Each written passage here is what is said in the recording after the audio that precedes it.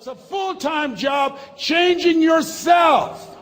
Some people are so negative, they'll walk into a dark room and begin to develop.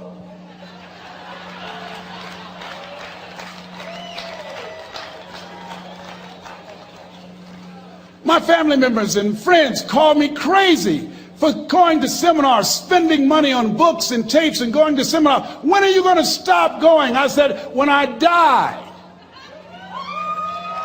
That's when I'll stop. When does a man or woman die? When their dreams die. When do we die? When we stop developing ourselves, expanding our minds, challenging ourselves, raising the bar on ourselves. The best thinking that I had at that point in my life, it produced this life that I have. I need some help. I'm where Einstein was. He said the thinking that has brought me this far has created some problems that this thinking can't solve. I applaud you for investing in yourself, for coming here, flying thousands of miles, investing money in yourself. I can tell you, based upon my own experience, you have something special. You have greatness within you. What you're doing is different. You represent only 2% of the planet. One great American said, I choose not to be a common man. It's my right to be uncommon if I can. I seek opportunity, not security. I do not wish to be a kept citizen, humbled and dulled by having the state look after me. I want to take the calculated risk, to dream and to build, to fail and to succeed. I refuse to live from hand to mouth. I prefer the challenges of life to the guaranteed existence, the thrill of fulfillment to the still calm of utopia. I will never cower before the master, nor bend to any threat. It's my heritage to stand erect, proud and unafraid, to face the world boldly and say, this I have done. That's what it means to be a part of Peak Potentials. Your unquenching desire, an uncommon desire to manifest your greatness. Give yourselves a round of applause.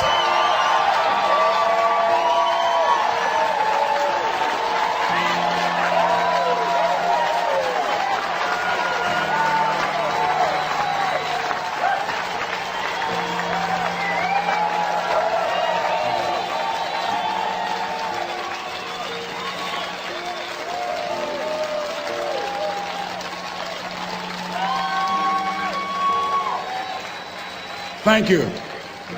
The other thing is you look at your goals and look at your dreams. Repeat out to me, please.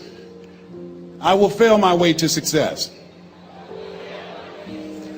Yes, part of the reason why we have to continue to work on ourselves and surround ourselves with quality people is because you're going to have a lot of failures. You're going to have a lot of disappointments. Maya Angelou said, and it's true, I found it in my case, that most people go so far in life and then they park. They stop dead in their tracks. Why? Because they take some hits. When you have a goal and dream, think it not strange that you'll face the fiery furnaces of this world. You will have tribulations. Things are going to happen to you. I was in pursuit of my dream, and all of a sudden, boom, I got hit. A person that I thought I would be with for the rest of my life, I thought was my soulmate. I went through a divorce. I was embarrassed.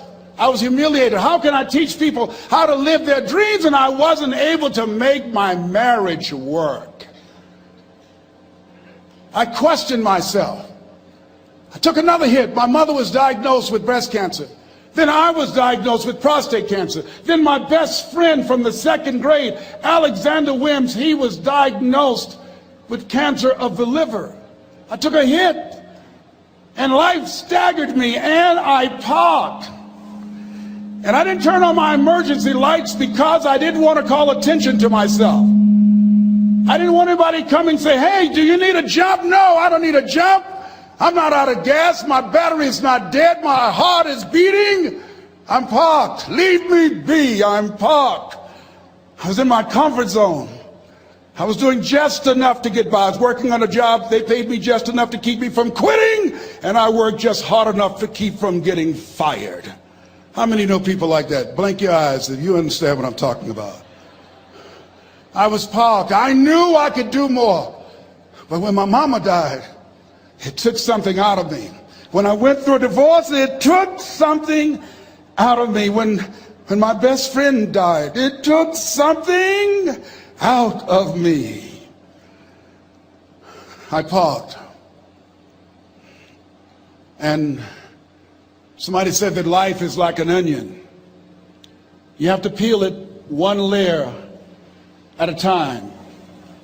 And sometimes you cry. Life's going to happen to you when you have a dream. You're going to get slapped around. And don't take it personal. Don't ask, why did this have to happen to me? Why not you? Who would you suggest? You want to give us some names, some email addresses? And don't tell everybody. 80% don't care and 20% glad it's you. It's called life. Suck it up and move on. Get over it.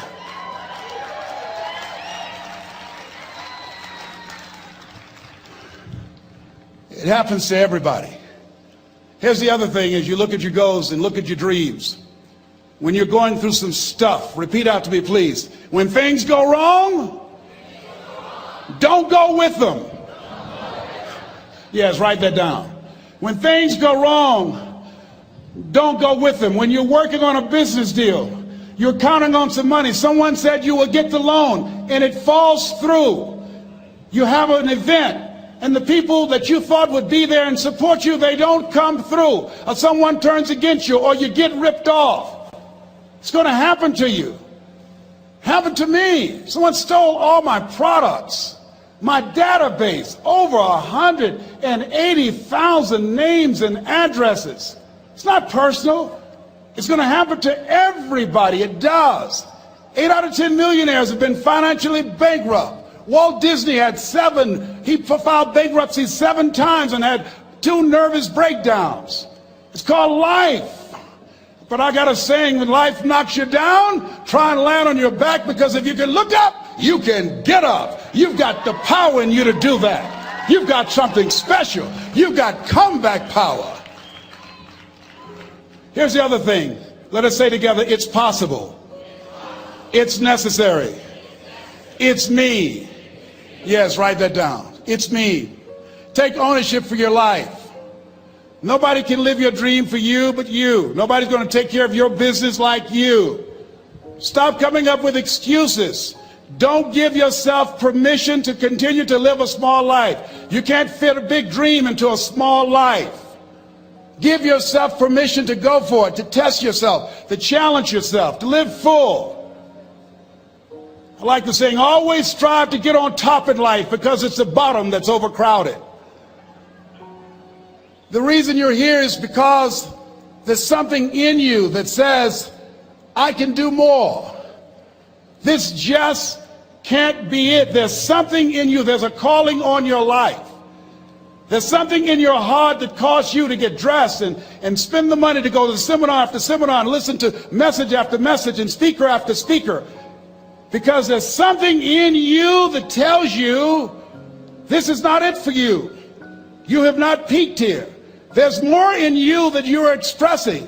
Eye has not seen, ear has not heard, nor has entered the heart of mankind what's in store for you if you challenge yourself, if you persist and persevere, if you take ownership for your life. George Bernard Shaw said the people that make it in this life, they look around for the circumstances that they want, and if they can't find them, they create them. Create what you want. You have the power in you to do more than you can ever begin to imagine, to control your destiny, to make a difference in our children, to make a difference on the planet, to make an impact. Let us say together, it's me. And let us say together, it's hard. Say it like you know it. Say it's hard. Ladies and gentlemen, it's hard. There are people who have seen their retirements taken away from them by the corporations that they work for. They were within 2 or 3 years of retiring, and they had it taken from them. The #1 entrepreneurs in this country now are senior citizens. The #1 employer, #2, McDonald's and Walmart. And there's nothing wrong with those jobs. I guarantee you those people did not have a plan to end up living their lives at the end of life with those types of jobs. And they didn't have a plan like you have, and while you're investing in yourself, not to. And it's hard. There are people making choices between purchasing prescription drugs or paying for gas or a mortgage note. It's hard when you're working on a job for 20 years, 30 years, give them some good years, and then they come in and tell you, we've downsized. In other words, you're fired. And then you have to start all over again. How many of you know it's hard? Raise your hands, please. It's hard. And it's not fair. One of the things I like about T. Harv is he talks about work and investing in yourself. It's not fair when people are going up against that kind of stuff to tell them just think positive and be enthusiastic and everything will work out all right. Ain't that kind of party. It's hard. Life will put some knots on your head. I bought my first home for my mother. I was rushing, didn't know what I was doing, and I bought a home that had a lien against it. And they called me, Mr. Brown, yes, there's a lien against your property. We need $55,000 if you're going to stay there. Wait a minute, sir. I just bought this home. The guy told me there were no liens against it. I'm not the one that owe you the money.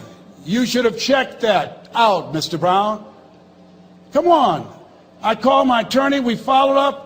Yes, Les, there's a lien against the property. But he told me there were no liens. He lied, obviously. Oh, my God. He told me he wanted to help me because he admired the fact that I was buying this home for my mother and that he was adopted, and he identified with me. Les, he suckered you. He played you, man. So what? Well, would they take payment arrangements? What about $5,000 a month? They want all the money, Les. They want all the money, or you're going to have to get out. The house is going up for sheriff sale. Do you have it? No, I don't have it. Can they give me some time? Tell them to give me 3 months, please. Give me 3 months. My mother's in her 70s, man. She has a bad heart. Don't do this to me. This is my dream.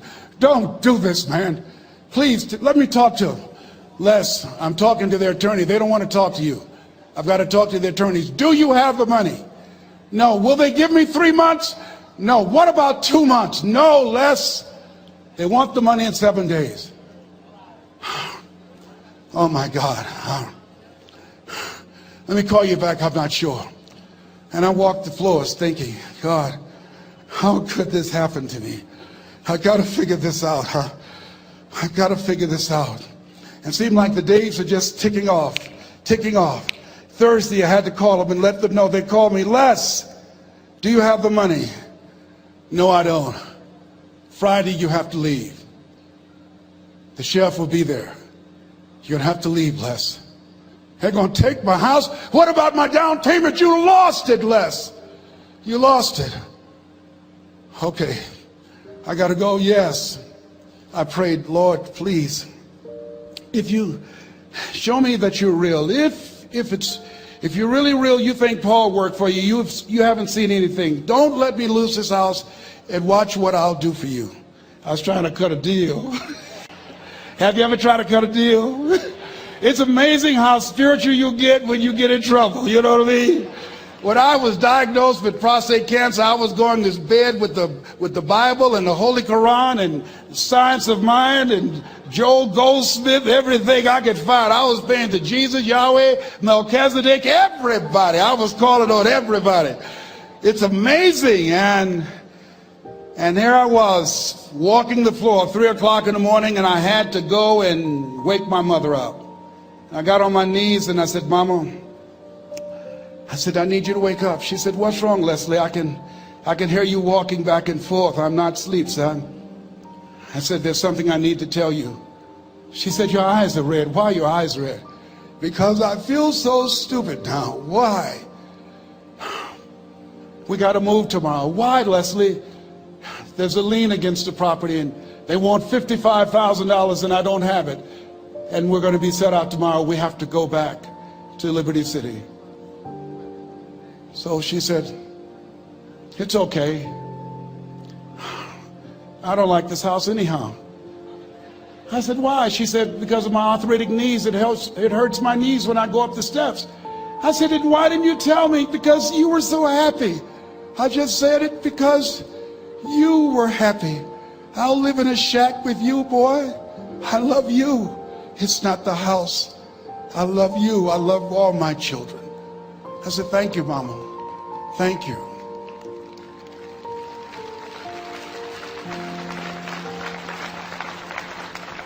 And the next day when we were in the truck going back to Liberty City, and we pulled down 68th Terrace, the neighbors came out and said, "Wow, Mamie, y'all coming back? Are you back?" "Yes." "What happened to the home your boy bought for you? Those boys you adopted?" Leslie didn't do a title search. He made a mistake. And boy, I was so humiliated. How many ever made a mistake that you were just humiliated? Raise your hands. I was devastated. I was taking the furniture off the truck, and my mother came, and I was crying. And she said, "Boy," I said, "Yes, ma'am." She said, "Hold your head up." I said, "Mama, I can't." She said, "Hold your head up." I said, "Why? Look what I've done." She said, "It's okay. It's okay. You are going to make a lot of mistakes in life, young man. You're going to fail your way to success. You have nothing to be ashamed of. Keep your head up and take that furniture back in the house." I said, "Yes, ma'am." And I learned something from that. If you ever go through something, hold your head up. If you ever make a mistake, hold your head up. If you ever do something and everything goes wrong, life catch you on the blind side, hold your head up. It's not over. Goethe said, "That which does not kill you will make you stronger." Hold your head up. Shake someone's hand on your right and left and say, "Hold your head up."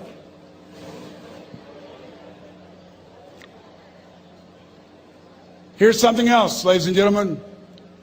Repeat after me, please. You got to be hungry. Everybody together, you got to be hungry. I'll never forget Mr. Washington said, "Mr. Brown, yes, sir. What do you want to do with your life, young man?"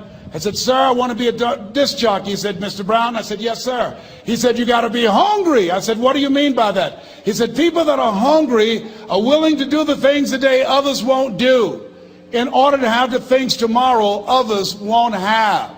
People that are hungry are willing to invest in themselves. People that are hungry will go to seminars and workshops. People that are hungry are always searching, always seeking higher ground." So how do you want to make it? I said, "I want to be a disc jockey." He says, "Good. Here's what to do." He said, "I want you to read 10 to 15 pages of something positive every day." He said, "You don't get in life what you want, you get in life what you are. You must program yourself to success." He said, "I want you to listen to Earl Nightingale and Zig Ziglar.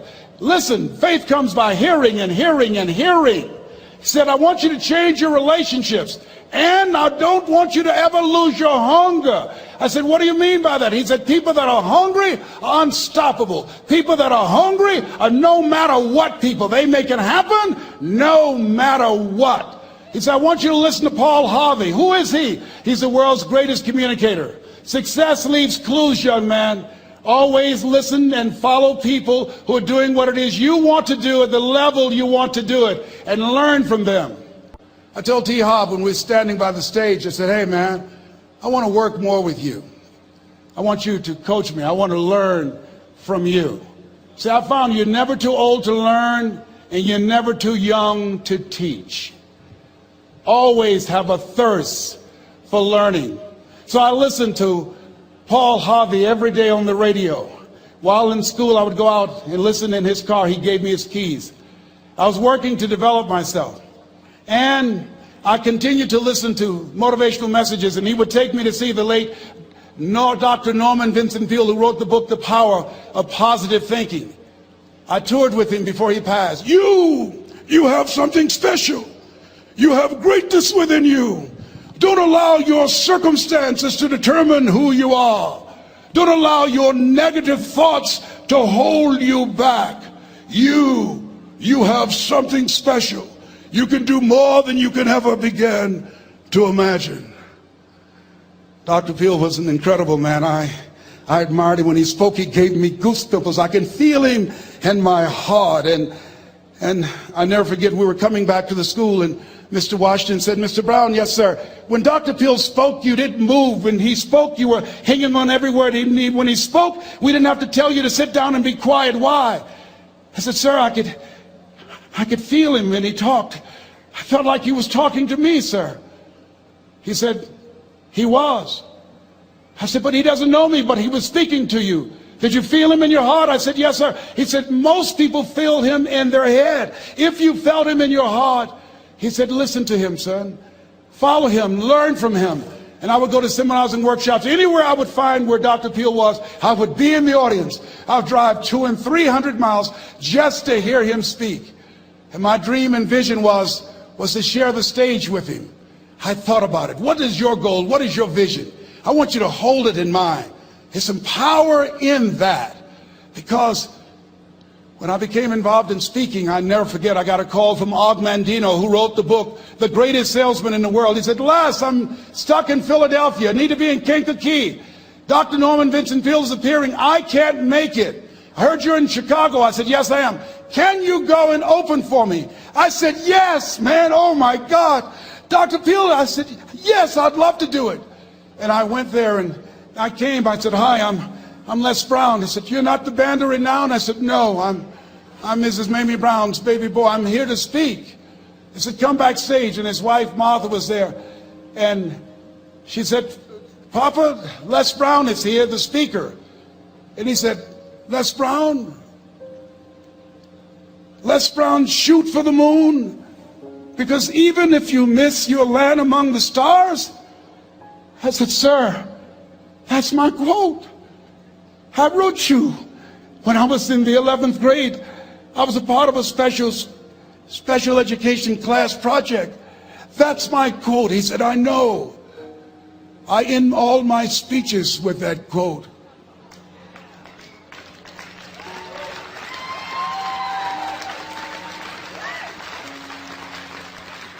And Dr. Peale had a great sense of humor.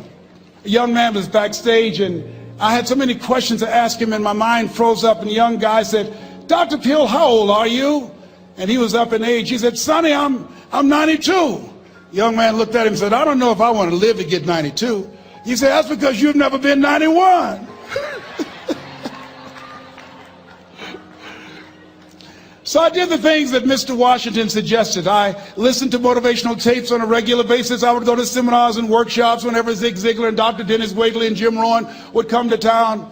And I said, sir, what do you want me to do now? He said, Mr. Brown, I've given you everything that I can give you. He said, develop your mind, put your money where your mouth is, continue to learn how to be an effective communicator, because once you open your mouth, you tell the world who you are. And always surround yourself with OQP, only